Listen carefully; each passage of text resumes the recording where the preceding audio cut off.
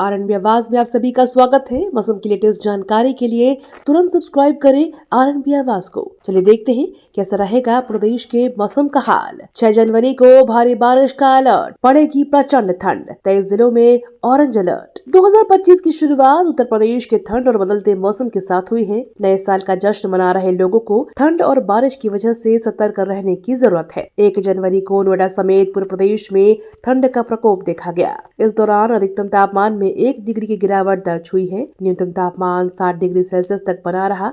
इसी बीच मौसम विभाग ने आज और कल आने वाले दिनों में बारिश की संभावना जताई है, जो ठंड को और बढ़ा सकती है। नोएडा और आसपास के हल्की बारिश की संभावना।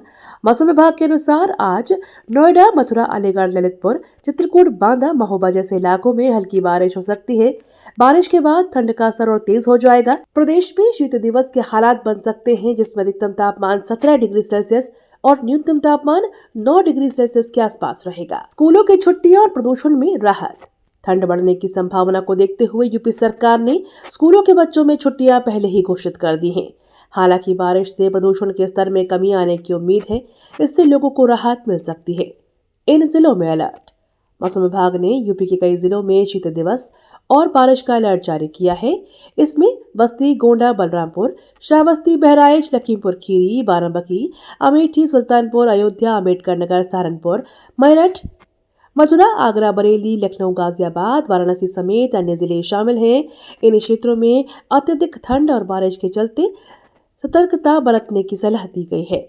6 जनवरी को फिर सक्रिय होगा पश्चिमी विक्षोभ।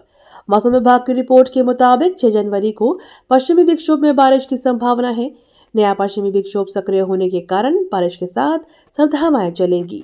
इससे न्यूनतम तापमान में गिरावट और ठंड में बढ़ोतरी हो सकती है। नए साल में ठंड से बचाव की तैयारी जरूरी। बारिश और ठंड को देखते हुए प्रदेशवासियों को सलाह दी जाती है कि वे गर्म कपड़ों का प्रयोग करें और अनावश्यक यात्रा से बचें।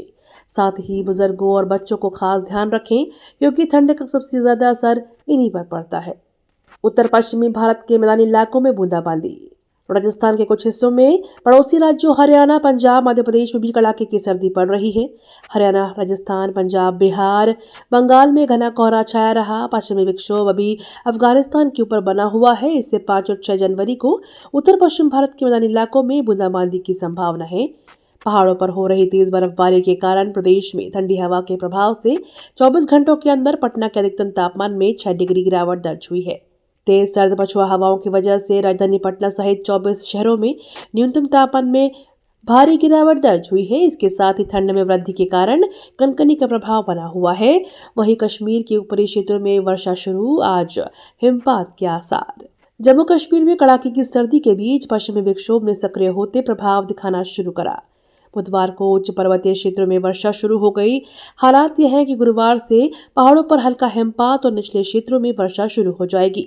कश्मीर के सभी स्थानों पर तापमान लगातार जमाव बिंदु 0 से नीचे बना हुआ है।